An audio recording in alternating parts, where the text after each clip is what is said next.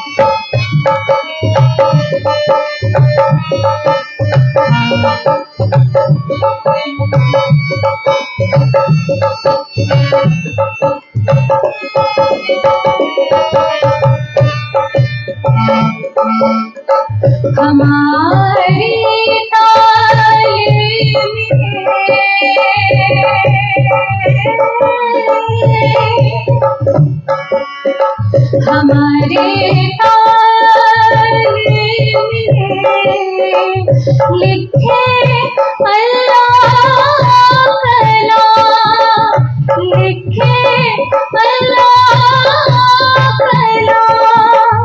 मोहम्मद कहे सब दुनिया को, मोहम्मद कहे सब दुनिया को, प्यारी हो सी तमाम कारी कामरे मुझको प्यारी लागे तो, कारी कामरे मुझको प्यारी लागे तो। सब सिंगार को शोभा दे गई, सब सिंगार को शोभा दे गई। मेरा दिल बांधिया तुझको, कारी कामरे कारी कामरे कारी कामरे।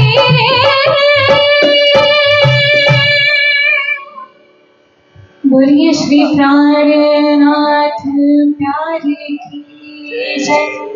निजानंद निज नाम है, श्री कृष्ण धनि धाम। श्यामा सुंदर साथ सब, राखो हृदय धाम। मंगल कृष्ण प्रणाम है, मंगल धर्म प्रकाश। मंगल सुंदर साथ है, मंगल धाम उजास। मंगल सुंदर साथ है, मंगल धाम उजास। बोलो वृंदावन बिहारी लाल की, श्री सदगुरु महाराज की, श्री प्राणनाथ प्यारे की, गुरु जी मंगलदास महाराज की, परमहंस राधिका दास महाराज की, सदानंद महोत्सव की, सर्व सुंदर साथ की। राज राज बोल सहारा मिलेगा, राज राज बोलो सहारा मिलेगा। कृष्ण कृष्ण बोलो किनारा मिलेगा, कृष्ण कृष्ण बोलो किनारा मिलेगा।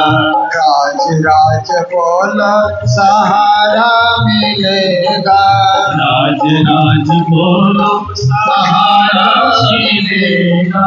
कृष्ण कृष्ण बोलो किनारा मिलेगा, कृष्ण कृष्ण बोलो किनारा मिलेगा। सहारा मिलेगा किनारा मिलेगा, सहारा मिलेगा किनारा मिलेगा, किनारा मिलेगा सहारा मिलेगा, किनारा मिलेगा सहारा मिलेगा। राज राज बोला सहारा मिलेगा, राज राज बोलो सहारा मिलेगा। कृष्ण कृष्ण बोलो किनारा मिलेगा, कृष्ण कृष्ण बोलो किनारा मिलेगा।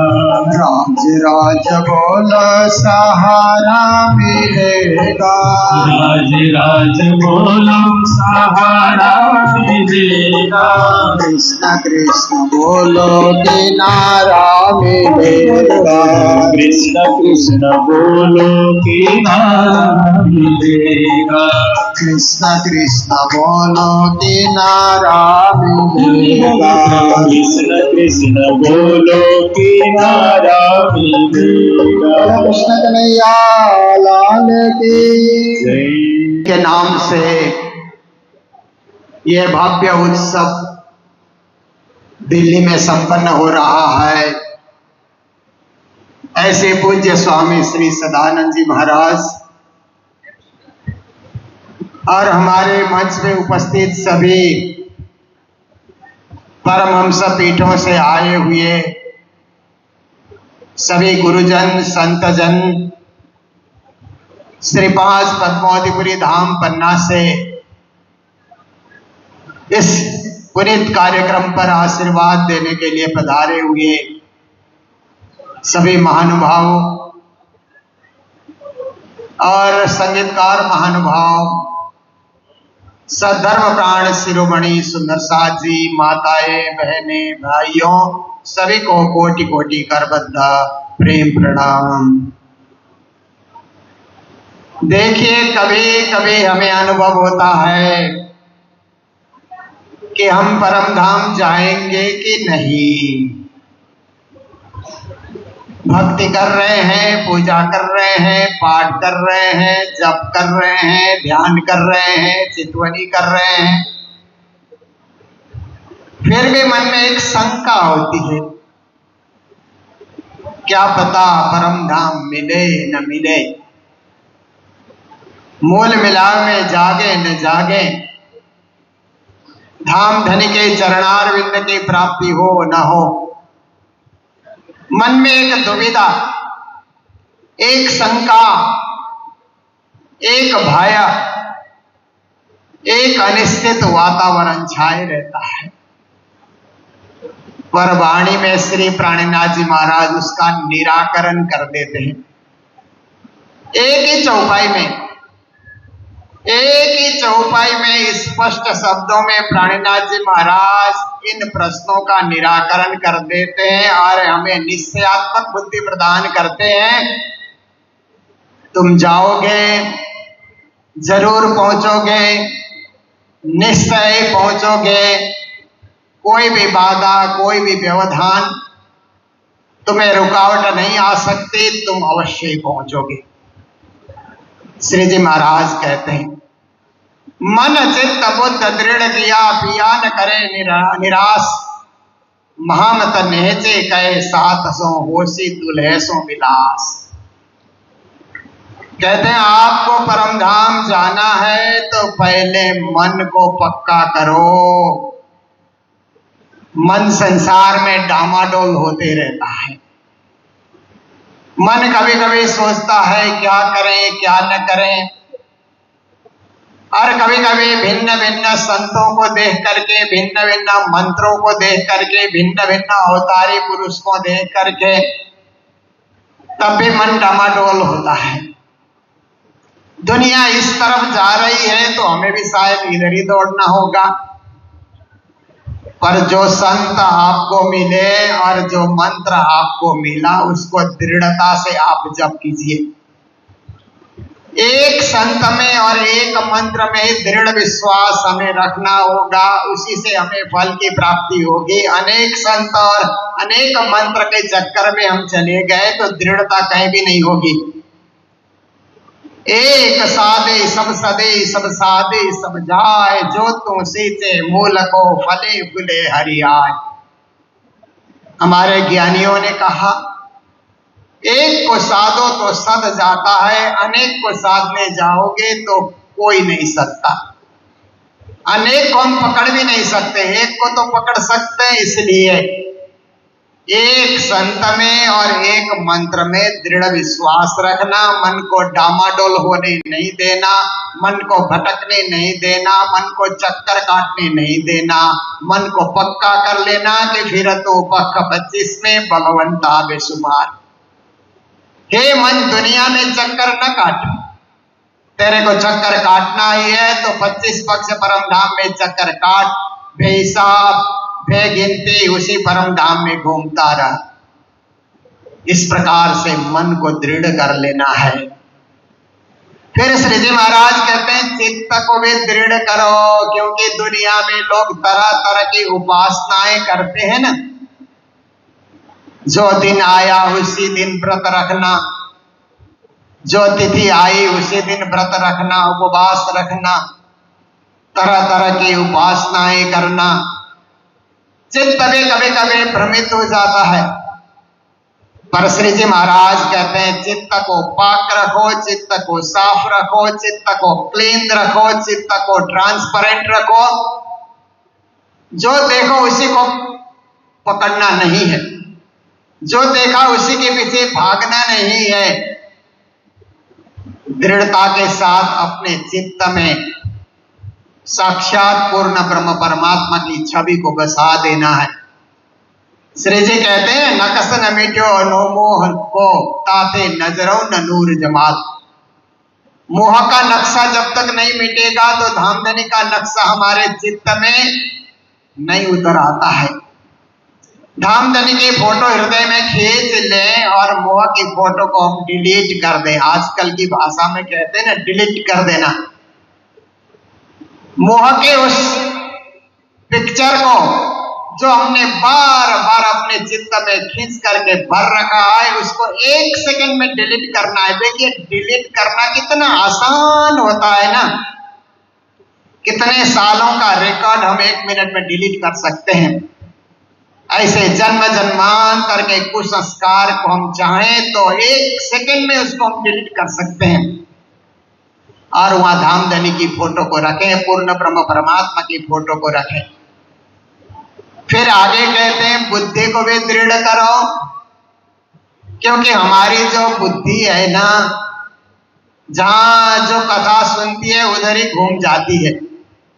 और आजकल कथा सुनने के लिए किसी मंडप में कथाकारों के सामने जाना नहीं पड़ता। अपना मोबाइल लेकर के बैठिए, इतने कथाकार आपको मिल जाएंगे, किसका सुने किसका न सुने। पर जितने भी कथाकार हैं और जितने भी कथाकारों की कथा हम सुनेंगे, केवल चित्त मन बुद्धि भ्रमित होते रहते हैं। कोई कुछ कहता है, कोई कुछ कहता है, इसलिए हम भ्रमित हो जाते हैं।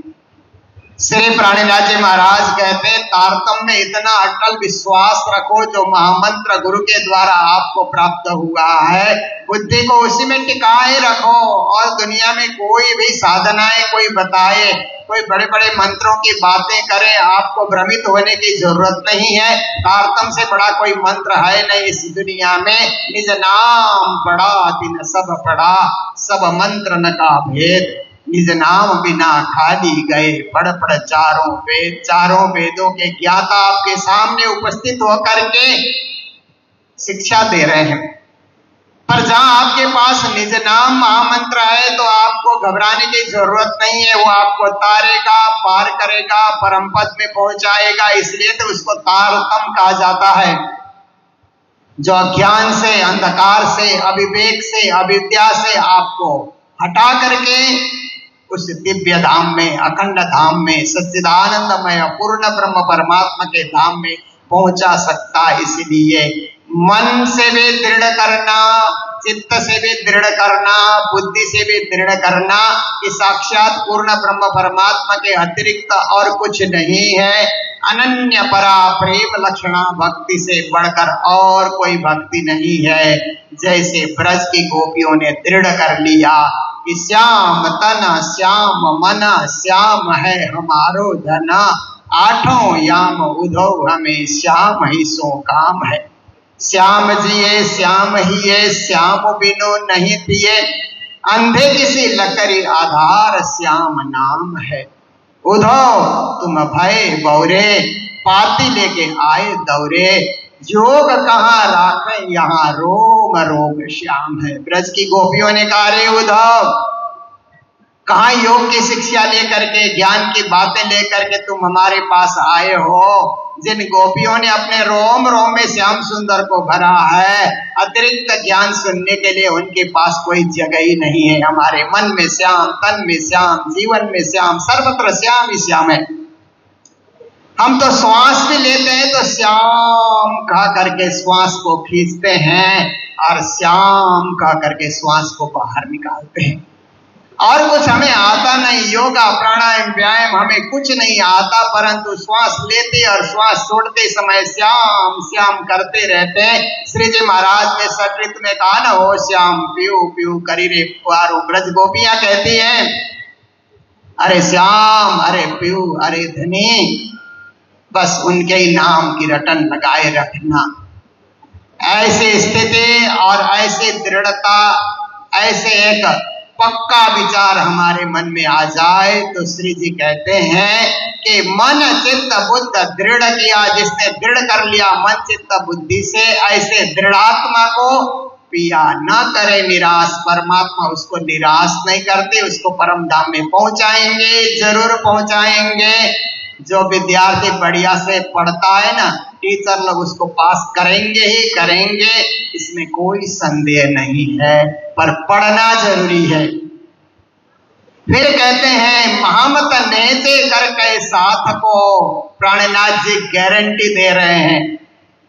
अभी हमारे रवि जी ने कहा ना कि गुरुजी हमको गारंटी देते हैं, ऐसे प्राणनाथ जी ने सारे सुंदर साथ को गारंटी दिया कि मैं निश्चय करके आप सबको कहता हूं कि आपने मन चित्त बुद्धि में राज्य को बसा लिया है तो राज्य कभी आपको निराश नहीं करेंगे। महामती कहते हैं होशी दिलहे सो विलास, आपका अपने दुल्हा के साथ, अपने स्वामी के साथ, अपने मालिक के साथ मुलाकात होगी होगी। आप भी हंसोगे, मालिक भी हंसेंगे, उनके साथ हास विलास होता रहेगा, इसमें कोई संदेह नहीं है। परंतु मन चित्त बुद्धि को दृढ़ रखना बहुत जरूरी है। देखिए हम लोग भी मन चित्त बुद्धि को दृढ़ करके 5 दिवसीय सदा आनंद महोत्सव में सम्मिलित हो रहे हैं। मैं सुंदर साथ को देखता हूं, प्रातः 7 बजे से पहले हम लोग 6:30 बजे इस पंडाल में आते हैं तो सुंदर साथ यही परिक्रमा करते हुए नजर आते हैं। 480 पारायण के परिक्रमा करते हुए नजर आते हैं।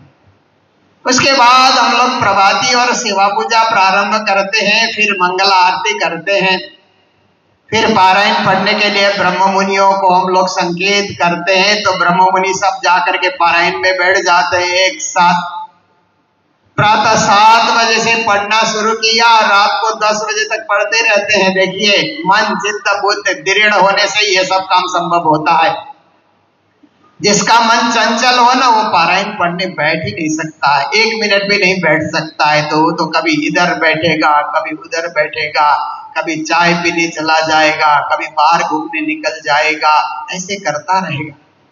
पर मन चित्त बुद्धि को दृढ़ कर लिया कि 5 दिन तपस्या करेंगे, 5 दिन राज्य का प्रसाद लेंगे, सत्संग में बैठेंगे, पारायण पढ़ेंगे, अतिरिक्त कोई काम करेंगे ही नहीं। ये 5 दिन हमने गुरु को अर्पित किया है। गुरु हमें ज्ञान से आनंद दे रहे हैं तो हमें भी अपने भक्ति से उनको आनंद देना है। जो समय किसी को मैंने दान कर दिया तो अपने स्वार्थ के प्रयोग में हम उसका उपयोग करेंगे ही नहीं। ये 5 दिन का समय हमारा सदगुरु के लिए अर्पित हो गया, ऐसा भाव लेकर के सुंदर साथ पारायण पढ़ते रहते हैं। हम लोग 9 बजे फिर से आ जाते हैं यहाँ पर, तो भजन कीर्तन के साथ सत्संग शुरू हो जाता है, चलता है 1 बजे तक। फिर 3 बजे से मंच हमारा लगता है तो 7 बजे तक वो मंच चलता है। 8 बजे से लेकर के 10 बजे तक भजन संध्या का कार्यक्रम चलता है। कहाँ छुट्टी है, कहाँ फुर्सत है। इस तरह से हम लोग लगे हुए हैं परम पद को पाने के लिए, परम धाम को पाने के लिए। आज हमारे ब्रह्म मुनियों को प्रातः बताया गया कि आज आप लोगों को खुलासा, खिलवत और परिक्रमा ग्रंथ को पढ़ना है। तो मैं संक्षेप में हर एक ग्रंथ का सार आपके समक्ष रख रहा हूँ, थोड़े से शब्दों में मैं रख रहा हूँ, क्योंकि आज भागवत में पूज्य महाराज जी कृष्ण जन्म का उत्सव कर रहे हैं, तो एक धूमधाम का उत्सव होगा। इसलिए ये उत्सव में भी आप लोगों को नाचना है, गाना है, जीवन को आनंदमय बनाना है।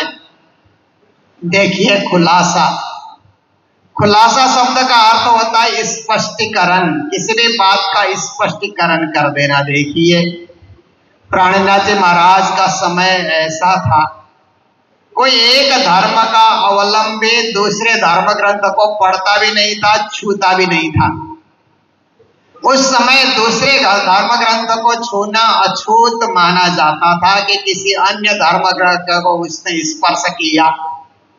पर प्राणनाथ जी ने विश्व के सारे शास्त्र या पुराण ये कागज दो परमान या के मगज माए ने हम पास अंदर आए के खोले प्राणनाथ।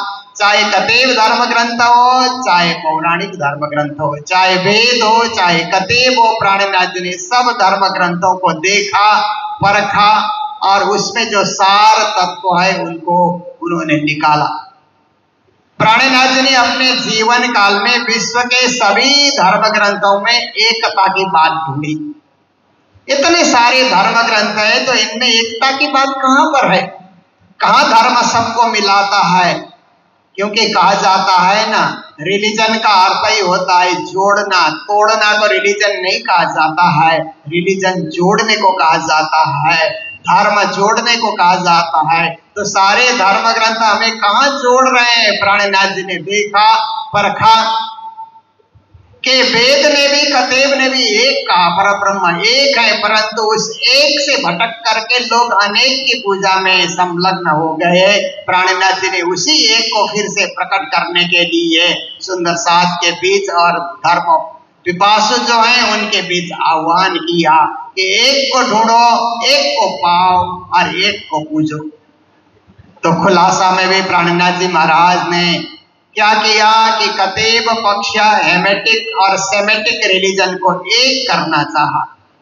विश्व में फिलॉसफी के दो स्कूल माने जाते हैं ना, जैसे आजकल हमारे बच्चे पढ़ते हैं तो आईसीएसई बोर्ड है कि सीबीएसई बोर्ड है ऐसा कहा जाता है ना। बच्चे पढ़ रहे हैं तो किस बोर्ड के स्कूल में पढ़ रहे हैं ये पूछा जाता है ना। ऐसे ही किस स्कूल के फिलॉसफी को पढ़ रहे हैं, सेमेटिक है कि हेमेटिक है, हेमेटिक सिस्टम ऑफ रिलीजन है कि सेमेटिक स्कूल ऑफ रिलीजन है।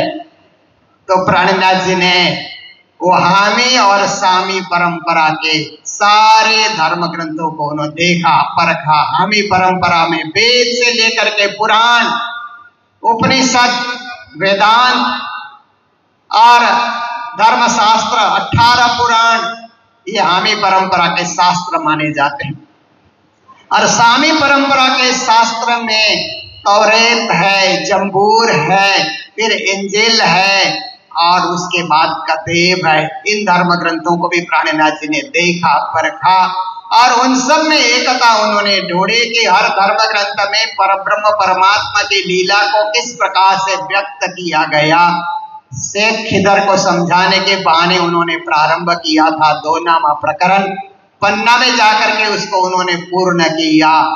ए हो तो फरमाया हक का किया खुलासा है कि हादी ने जाहिर यही मगज मुसाफ के सदगुरु की कृपा, हादी की कृपा से क्या हुआ कि सारे धर्म ग्रंथों का अर्थ श्री प्राणनाथ जी महाराज ने उस एक परब्रह्म परमात्मा के लिए किया कि मालिक सबका एक है, धनी सबका एक है, स्वामी सबका एक है। तो ये बात दुनिया वालों को बता देना। देखिए आजकल मल्टी फेथ की बात होती है ना, आप बड़े बड़े एयरपोर्ट में जाइए तो मल्टी फेथ प्रेयर ऐसा एक रूम को लिखा रहता है। तो वहाँ मुस्लिम भी जाते हैं, यहूदी भी जाते हैं, ईसाई भी जाते हैं, बौद्ध भी जाते हैं, जैन भी जाते हैं, हिंदू भी जाकर के प्रेयर कर सकते हैं, क्योंकि मल्टी फेथ प्रेयर रूम है वो।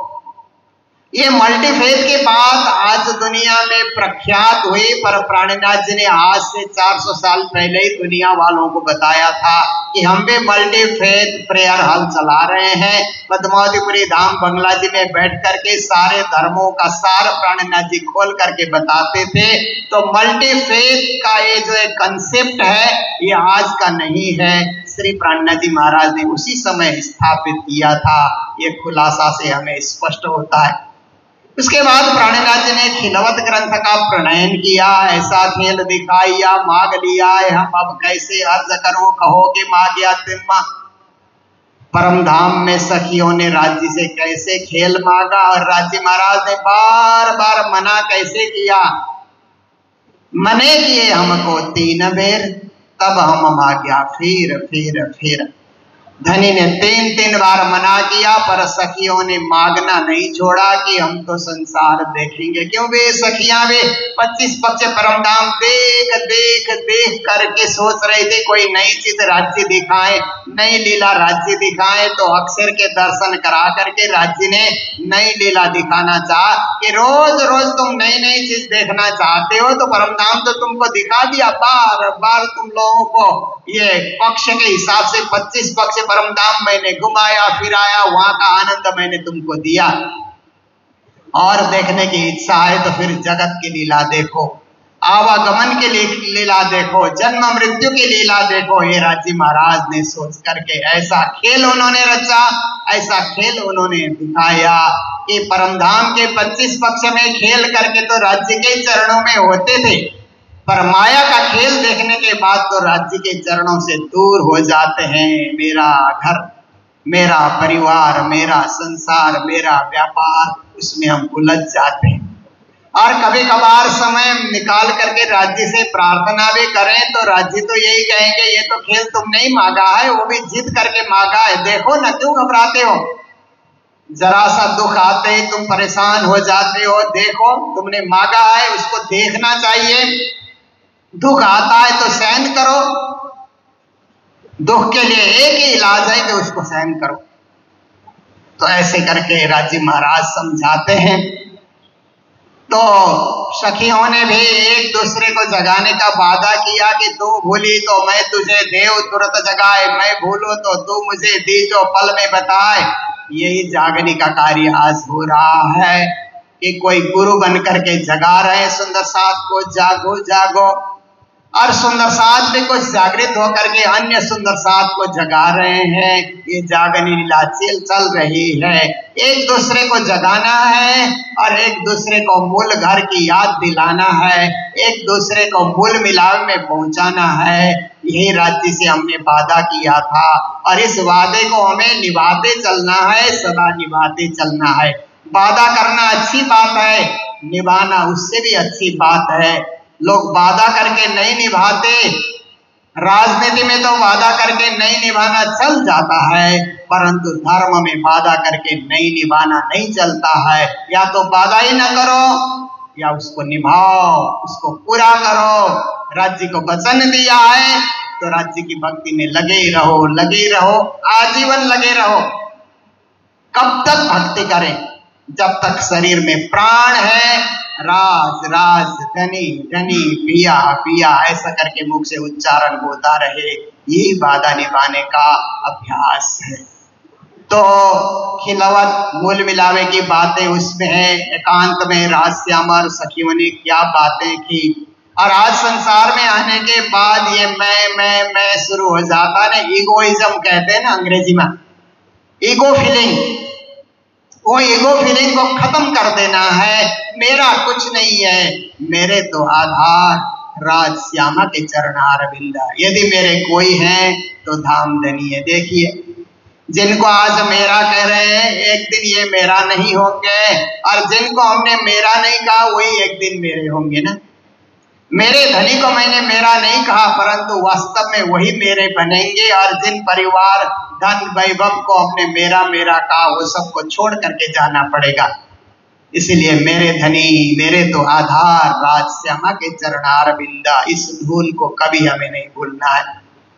फिर उसके बाद तो परिक्रमा ग्रंथ है, लंबा ग्रंथ है, हमारे ब्रह्म मुनि पढ़ ही रहे हैं। ऐसा खेल देखा या मांग लिया हम, अब कैसे अर्ज करो, कहो के मांग्या तुम, ये तो खिलवत से शुरू हुई। इश्क बढ़ा रे सबन में ना कोई इश्क समान, एक तेरे इश्क बिना उड़ गई सब जहान।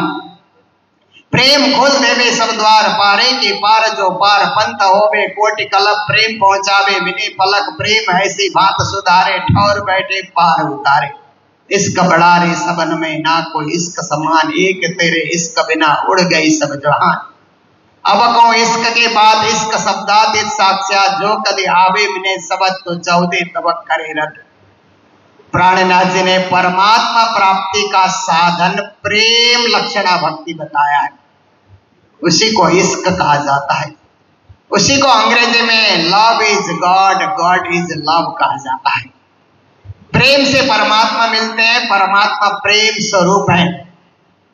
इसलिए उस प्रेम स्वरूप परब्रह्म परमात्मा को पाने के लिए प्रेम प्रकट करना होगा तुमको। इसका उपजावने करूं सो अब उपाय, पूर चलाऊं प्रेम का जीव याही में छाक छकाए। देखिए, हर मनुष्य के अंदर प्रेम तत्व छुपा हुआ है, उसे प्रकट करने की जरूरत होती है।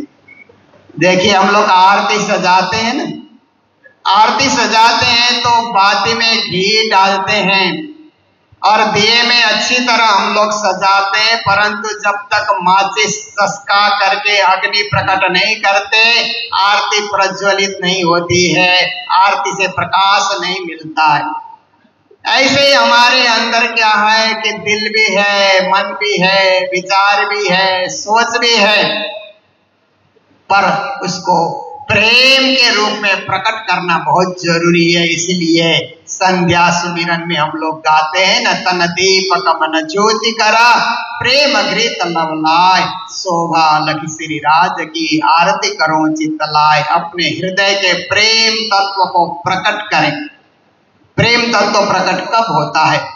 जब हम भजन गाते हैं तो प्रेम तत्व प्रकट होता है, जब हम भक्ति करते हैं तो प्रेम तत्व प्रकट होता है, जब हम एक सुंदर साथ दूसरे सुंदर साथ से मिलकर के प्रणाम का व्यवहार करते हैं तो प्रेम तत्व प्रकट होता है, और जब हम राज्य के ध्यान में खोए रहते हैं तब भी प्रेम तत्व प्रकट होता है। प्रेम को प्रकट किया जाए, प्रेम प्रकट होता है तो परम धाम अपने आप दृश्यमान हो जाता है। परिक्रमा ग्रंथ में श्री जी ने परम धाम के चप्पे चप्पे का वर्णन किया है। 25 पक्ष का उन्होंने सार संक्षेप परिक्रमा ग्रंथ में चौपाइयों के माध्यम से उन्होंने रखा। देखिए, दुनिया में बहुत सारे शास्त्र हैं, परंतु स्वर्ग कैसा है उसका चप्पे चप्पे का वर्णन किसी पुराण में नहीं मिलता। स्वर्ग स्वर्ग ये बात तो आती है, वहाँ कल्प वृक्ष भी है, ऐसी बातें आती है, कामधेनु भी वहाँ पर है, इंद्र का राज्य है, वहाँ 33 करोड़ देवी देवता रहते हैं, पर उसकी लंबाई चौड़ाई, वहाँ की दिव्यता, वहाँ की भव्यता की बातें पूर्ण रूप में किसी पुराण में नहीं है। वैकुंठ की बातें आती है, कैलाश की बातें आती है, ब्रह्मलोक की बातें आती है, भगवान नारायण के श्वेत द्वीप की बातें आती है, परंतु उसकी विशेष व्याख्या पुराणों में नहीं हुई। पर प्राणनाथ जी ने उस निज धाम की व्याख्या परिक्रमा ग्रंथ में पूरे उन्होंने स्पष्ट शब्दों में परम धाम की दिव्यता, भव्यता, लंबाई, चौड़ाई, वहाँ के बाग बगीचे, नहरें, फुहारे, वहाँ के महल मंदिर, एक एक चीज की व्याख्या उन्होंने परिक्रमा ग्रंथ में की है। और यही हमारा निज घर है, निज धाम है, यही हमारे निज मूलपति है, और उनको पाने के लिए निजानंद अपने जीवन में धारण करने की आवश्यकता है। ये सारी बातें परिक्रमा ग्रंथ में उन्होंने बताई है। मैंने संक्षेप में आप सबके समक्ष रखा, क्योंकि हम लोग सदा आनंद महोत्सव मनाने के लिए यहाँ पर उपस्थित हैं। तो सदा आनंद महोत्सव में पूज्य स्वामी सदानंद जी महाराज ने जो जो समाज सेवा के कार्य किए, और जिन जिन लोगों के सिर पे हाथ रख करके उनको कथाकार बनाया, कलाकार बनाया या भजन गायक बनाया, हर एक के मन में इच्छा होती है कि मैं भी अपने गुरु के विषय में 2 शब्द बोलूं। कल एक छोटी सी बालिका ने आकर के कहा कि मैंने गुरु जी के विषय में एक कविता तैयार किया है, मुझे पढ़ने का मौका मिलेगा? हमने कहा जरूर मिलेगा, क्योंकि गुरु सबके समान है, गुरु सबके महान है, और गुरु के चरणों में पुष्प अर्पित करने का सौभाग्य सबको दिया जाएगा। तो यह गोयल परिवार ने एक सुंदर, गुरु ने जो सिखाया, गुरु ने जो भक्ति हमें बताई, उसमें उन्होंने एक छोटा सा दृश्य भी यहाँ पर उपस्थित किया है। तो उन्होंने कल मुझे कहा था कि आपके प्रवचन और गुरु जी के भागवत के बीच में ही हमें यह दृश्य सुंदर साथ के बीच प्रस्तुत करना है। तो आप सबका समय आ गया है, जो आपकी तैयारी है जरूर आप मंच पे उपस्थित हो। चर्चा को हम यही विराम देने जा रहे हैं। जय जयकार के साथ बोलो सतगुरु महाराज की, श्री प्राणनाथ प्यारे की, सर्व सुंदर साथ के।